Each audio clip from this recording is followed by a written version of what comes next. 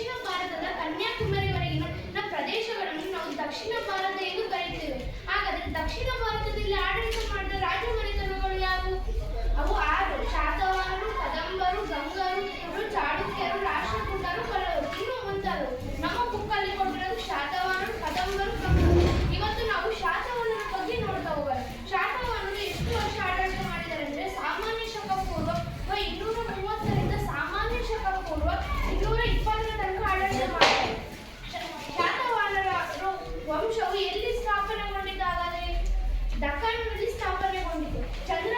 ಚಂದ್ರಗುಪ್ತ ಮೌರ್ಯನು ಕಾಲದಲ್ಲಿ ಗೋದಾವರಿ ನದಿ, ಕೃಷ್ಣ ನದಿ ಮಧ್ಯೆ ಆಳ್ವಿಕೆ ನಡೆಸಿದರು. ಅವರು ಸಾಮಂತರಾಗಿದ್ದರು. ಇವಾಗ ಶಾತವಾಹನರ ಬಗ್ಗೆ ಪ್ರಾರಂಭ ನೋಡ್ತಾ ಹೋದರು. ಸಾಮಾನ್ಯ ಶಕ 220. ಇವರ ಸ್ಥಾಪಕ ಬಂದ್ಬಿಟ್ಟು ಸಿಂಪ, ರಾಜಧಾನಿ ಶ್ರೀಕಾಕುಳ, ಈಗಿನ ಪೈಠಾಣಿ.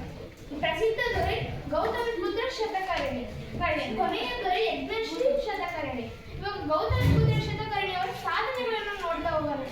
ಶಾತವಾಹನರ ಪ್ರಸಿದ್ಧ ಅರಸ ಭಾರತಕ್ಕೆ ಕಂಟಕವಾಗಿದ್ದು ಶಕರನ್ನು ಅಲ್ಲಿಂದ ಓಡಿಸಿದನು.